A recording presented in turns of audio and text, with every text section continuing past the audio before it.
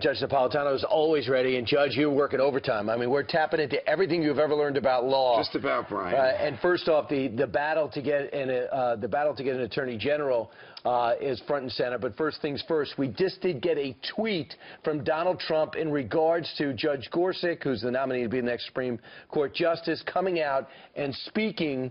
Senator Richard Blumenthal came out and talked about what Gorsuch told him about Donald Trump's disappointment in the 9th District Court. So Donald Trump just tweeted out, Senator Richard Blumenthal, who never fought in Vietnam when he said for years he had, major lie, now misrepresents what Judge Gorsuch told him.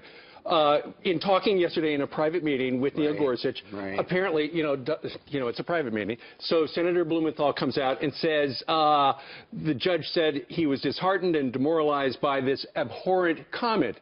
Then the person who was escorting Judge Gorsuch around said he never said abhorrent. So, he misquoted him. Abhorrent, of course, is a horrific word, meaning and he never used it. Hateful, and it obviously was what Senator Blumenthal ascribed to what he heard. So a couple of questions here. Are there judges who are disheartened by what the president said? Yeah, they feel that maybe he is so angry at the inappropriate intervention with his regulation of foreign affairs that he should be reminded that the judiciary is an equal branch. Did Judge Gorsuch say this? Well, this is Senator Blumenthal's summary.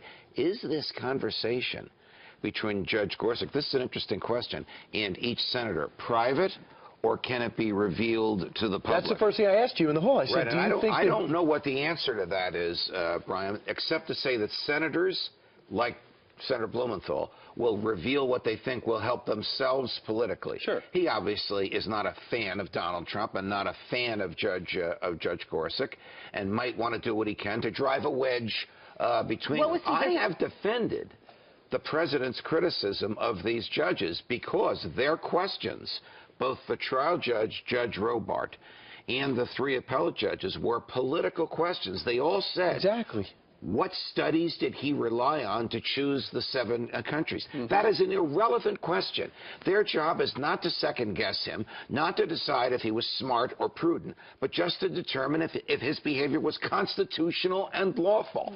My late, great friend, Justice Scalia, had a sign on his desk which said 3 words, stupid but constitutional, meaning I don't care about the wisdom of the government's choices, and the court doesn't care. It only cares about the constitutionality.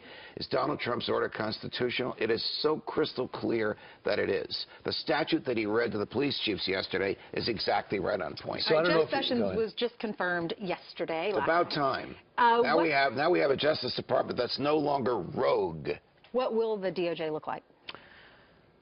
Well, I think it's going to be much more of a down-the-line law and order DOJ than the politicized one that we had under President Obama, because Donald Trump has promised that, and the Jeff Sessions that I know, and I've known him for 12 or 13 years, is that type of person. I might not agree with everything Attorney General Sessions is going to do, excuse me, but it's going to be a far more traditional law and order-oriented Justice Department, which means FBI and all the other instruments that belong to the Justice Department. Judge, do you think that the turbulence he put to, and all the consternation we received and watched to leading to his nomination, leading to his confirmation, will that affect anything that he does or anything that his Justice Department does? I hope not, because the Jeff Sessions that I know is not the person that was profoundly misrepresented by the Democrats, particularly my very good friend Cory Booker, whom I've known for 20 years, and